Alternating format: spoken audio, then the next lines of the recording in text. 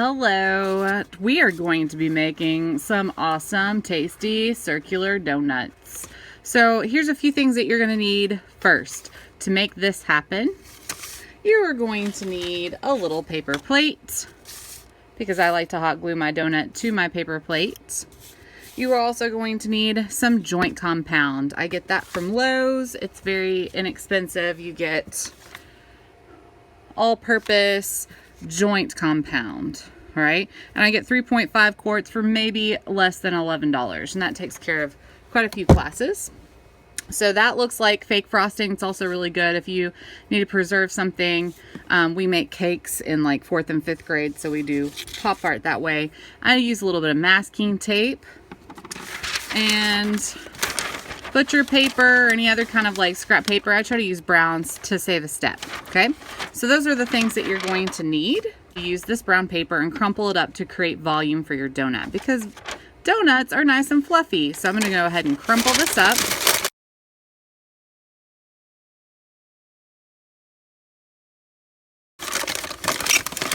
And just kind of crumple it up into a tube. And then I twist it. And not too thin, because you do not want a super thin donut. And this was like maybe 20 inches long, so it wasn't super big. And then I twist it all the way to the ends, overlap the ends, and that's when I go ahead and tape it. It's because you want to tape right here, kind of where those ends meet.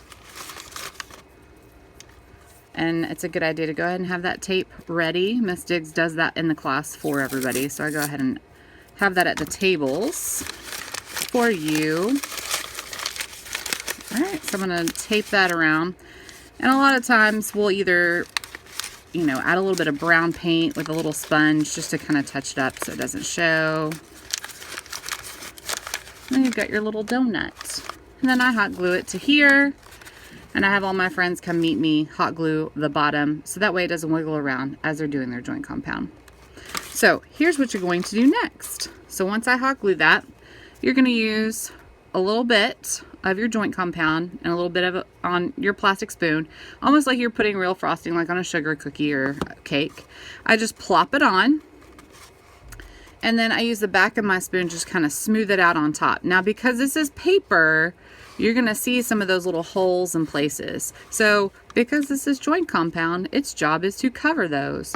So we want to make sure it does that. So I'm going to plop some more on.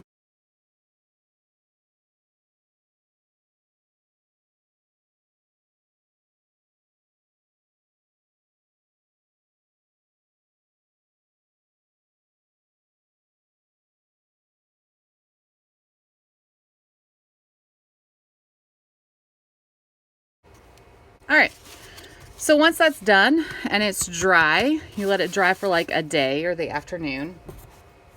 I go ahead and have some frosting colors pre-made, and then I go ahead and have some sprinkles put in there. And then we are going to choose one color, and you're going to paint all the way around.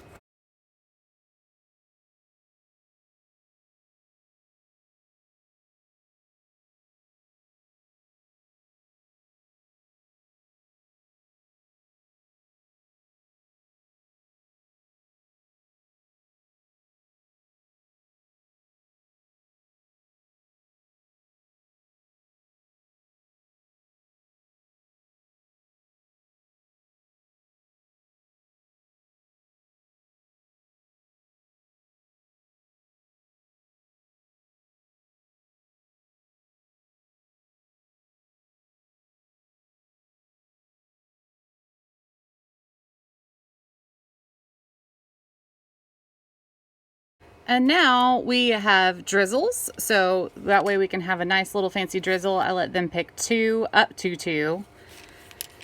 And these are just paint poured into little squeeze bottles. So I'm going to go ahead and squeeze very gently.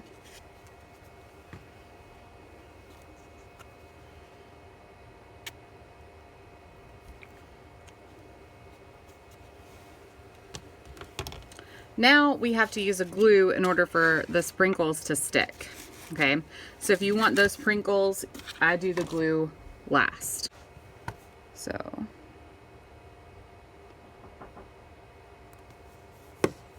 and then you're just going to add just a few little sprinkles on that glue, and I have them put it right on there, pinch, and just add those on.